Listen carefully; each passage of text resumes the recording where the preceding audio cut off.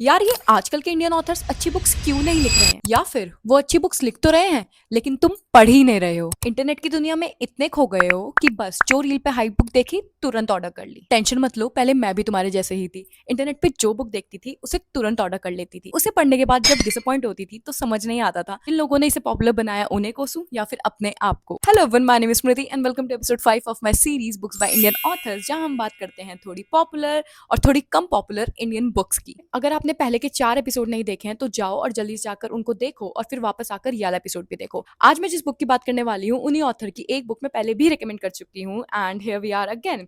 The book that I am talking about is once upon a curfew by Srishti Chaudhary. Once upon a curfew उन्हीं author ने लिखी है जिन्होंने Lallan sweets लिखी है, लेकिन ये बुक उस बुक से एकदम अलग है। जो हमारी इस बुक की प्रोटैगनिस्ट है इंदु, उनकी लाइफ काफी ज्यादा सॉर्टेड है, काफी ज्यादा सिंपल है।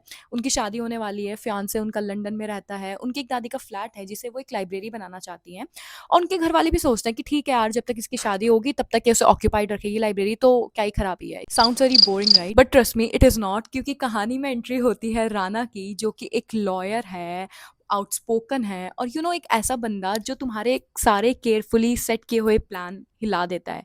या दैट इज मुझे इस बुक में सबसे अच्छी चीज ये लगी कि ये सिर्फ एक लव स्टोरी नहीं है। Like if you are reading it only for the sake of romance, please don't. Emergency को यहाँ सिर्फ एक बैकड्रॉप की तरह यूज नहीं किया गया है।